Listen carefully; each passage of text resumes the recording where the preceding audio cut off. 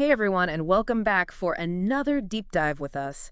Today we're going to be exploring the life and crimes of William Dale Archard. Oh, yeah, I've heard of this guy. Yeah, so this is a serial killer, and he used a pretty chilling method, I guess you could say, for his murders. What was that? Insulin injections. Oh, Yeah, so we'll be using excerpts from Archard's Wikipedia page as our guide today, and you might be thinking, okay, another true crime story, right. but this one is different. I think Archard's case really gives us a fascinating look at how medicine and murder kind of intertwined, especially back then in a time before we had all the sophisticated forensic techniques we have today. Yeah, it really is a unique case. And what really sticks out to me is Archard's early fascination with medicine. He was born in 1912. And even though he was really intrigued by the medical field, he didn't have the resources to, formally pursue it. It's like a road not traveled almost, right? And it makes Yeah. you wonder, could that frustration maybe have morphed into something a little darker? Right. And, in a lot of cases, we see individuals channel their frustrations, especially when they're tied to limitations, into destructive behaviors. So you combine this unfulfilled ambition with his later experience at Camarillo State Mental Hospital. And it really paints a compelling narrative. Oh, yeah, his time at Camarillo. That's right. He was there from 1940 to 1941, and that's where he was exposed to insulin shock therapy, Right. which was a pretty controversial treatment for mental illness back then. Yeah, insulin shock therapy, it basically involved inducing a hypoglycemic coma using insulin. Oh, wow. Yeah, so they were basically pushing these patients to the brink of death Oh, my gosh. in hopes of resetting their mental state. Resetting it, how does that even work? Well, it didn't work a lot of the time, and it was dangerous. So Archard had a front row seat to the power of insulin, but not for healing, right? No, not for healing, for something much more sinister. And even though there isn't like a direct link between his experience at Camarillo and his later crimes, you can't ignore the connection, right? It's impossible to ignore that connection. It's almost like he saw this dark potential in a medical procedure that everyone else was missing. It's really unsettling when you think about his criminal history, too. It all starts in 1950 with a morphine possession charge, and he gets probation. And it doesn't end there. We see probation violations and escape from prison rearrests, and then another release in 1953. So there's definitely this pattern of disregard for the law and kind of this escalating risk-taking behavior. It's like he was testing the boundaries, seeing how far he could push things before. But eventually those transgressions turn into something much more horrific, murder. Right. William Dale Archard was convicted of killing 3 people. The first was his 4th wife, Zella, in July of 1956. Wow. Only 2 months after they got married. Oh, my gosh. And then in September of 1961, he murdered his nephew, Bernie Archard. Okay. And then finally, in November of 1966, his 7th wife, Mary Brinker Arden, became another victim. So many wives. I know, and each of these deaths had the same chilling detail. Oh, yeah, what's that?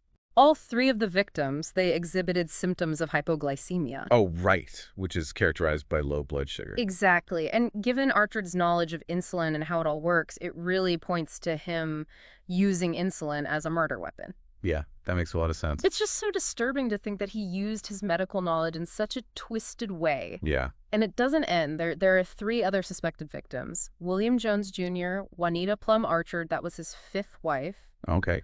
and Frank Stewart. So he wasn't convicted in those cases, right? No, he wasn't. But they all share that same suspicious hallmark of hypoglycemia. So it makes you wonder, how many lives did Archard actually take using this method? It's a scary thought. Yeah, it really is. But you know what makes this case even more fascinating is the timing of his trial in 1967. Why is that?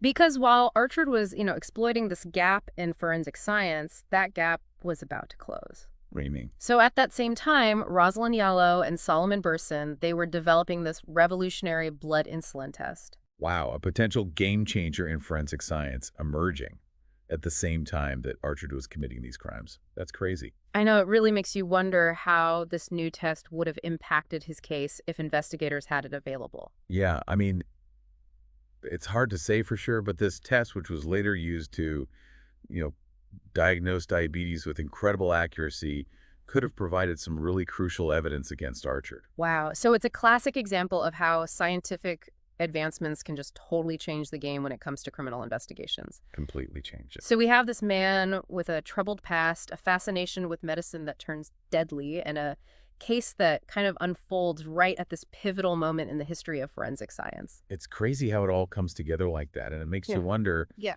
how many other criminals might have gotten away with similar crimes before all these modern techniques were available. Yeah, that's a great point. We'll have to dig into that a little more after the break. Yeah, it really is a chilling thought how many crimes might have just gone completely undetected before forensic science, caught up. But in Archer's case, it wasn't just about, exploiting those limitations. There's this kind of weird paradox when you look at his personality. Paradox. What do you mean by paradox? I mean, his methods seem pretty straightforward. Well, yeah, I mean, he was obviously very methodical in his use of insulin. I mean, Yeah. that much is clear, right? It took a deep understanding of the human body and, how to manipulate it.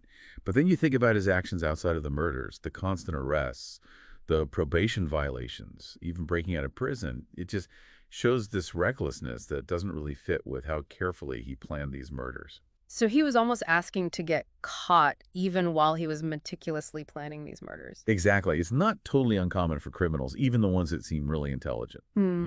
to have this mix of careful planning and then just impulsive behavior. It's a complex psychology that we don't always have easy explanations for. And that complexity makes this case even more fascinating, right? It's not just a simple whodunit. It's like this deep dive into the mind of someone who's capable of, doing something so cruel. Exactly. And, while we're thinking about, the investigation and all the details, we can't forget, the human cost of his actions. His victims, Zella, Bernie, Mary, they all had their own lives and hopes and dreams. And those suspected victims, too, William Jones Jr., Juanita, and Frank Stewart, their stories are still kind of shrouded in all this uncertainty and suspicion that, their deaths weren't natural. It's just a really sad reminder that behind all these true crime cases, there are real people whose lives were shattered and families that are left trying to pick up the pieces. You're absolutely right. It's easy to get caught up in, the details of the case, but the impact on the victims, it should never be forgotten anyway, kind of shifting gears a little bit. One thing I find really interesting is how Archer's case shows how forensic science has changed so much, like he was operating just before a major turning point. Oh, yeah, definitely. Archard was basically taking advantage of these blind spots in the system, where science hadn't quite caught up to how criminals could use it. And his case kind of became this catalyst for change. So his crimes, even though they were awful, they helped push forensic science forward. I mean, in a way, yeah. Remember that insulin blood test we were talking about before, the one developed by Yalo and Burson? Right. That was a huge discovery, and it was a direct result of needing to accurately measure insulin levels in the blood. Yeah. It was initially meant for diagnosing diabetes, but then it ended up having this huge impact on criminal investigations as well. It's crazy how one scientific advancement can have, such a big impact on so many things. Yeah, it shows how connected knowledge is. Breakthroughs in one area can revolutionize others. And after Archer's case, there was all this research and development focused on, being able to detect and analyze, these substances that could be used as weapons. So it wasn't just about insulin anymore, right? It was about understanding that anything could be used as a weapon. Exactly. And this led to all these new techniques and technologies, better toxicology screenings, improvements in DNA analysis, all to try to fix, the gaps that Archer had exposed. Well, it's pretty amazing how we can take something as horrible as these murders and use it to make progress. Yeah, absolutely. We owe a lot to those scientists like Yalo and Burson who, pushed the boundaries of what we knew their work, even though it was often behind the scenes, had a huge impact on how we solve crimes and protect innocent people. Their dedication to, science really shaped the future of forensic science. But even with these advancements, there's always this kind of cat and mouse game going on between investigators and criminals, right? Oh, yeah, for sure. As science gets better, the methods of criminals who want to use it for bad,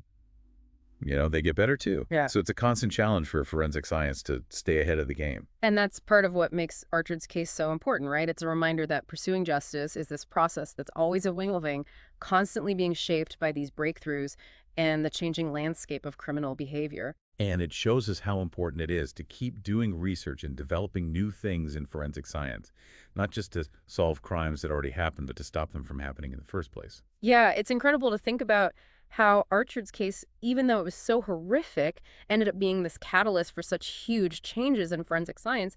It really shows you how even the worst things can lead to positive change. Right. It really shows how resilient humans are. We can learn and adapt even when terrible things happen. Archer's crimes showed everyone this big weakness in the system, and the scientific community used that to make incredible progress. And speaking of that progress, the insulin blood test developed by Yallo and Burson, that was a total game changer. Can you tell us a bit more about how it actually works and why it was such a big deal?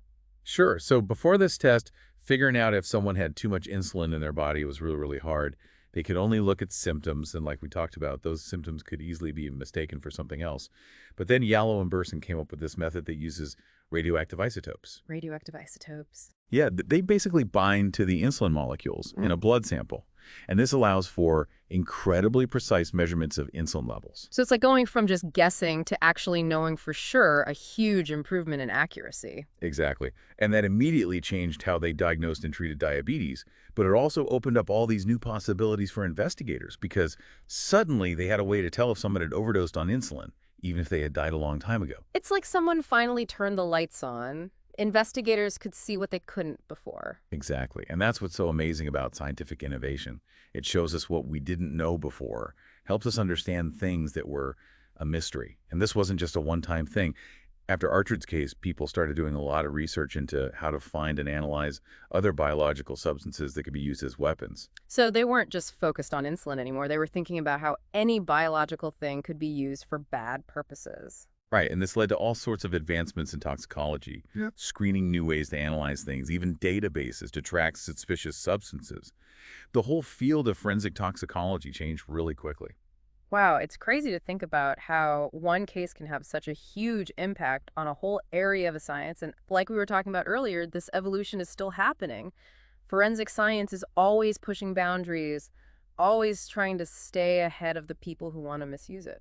That's really the big takeaway here. We can't change what happened in the past, but we can learn from it and use those lessons to make things safer and fairer in the future. The work of scientists like Yellow and Burson, all the forensic investigators out there and all the new technologies, it all helps us move towards that goal. It really makes you think, even in the worst situations, even when people do horrible things, we can still find hope and inspiration in knowledge and justice. And to anyone listening who wants to learn more about all this, I really encourage you to dive into the world of forensic science. There are so many interesting stories, so many mysteries, and so many new discoveries waiting to happen. And remember, every case, every investigation, every new scientific discovery, all of it can change how we understand the world and help us build a better future.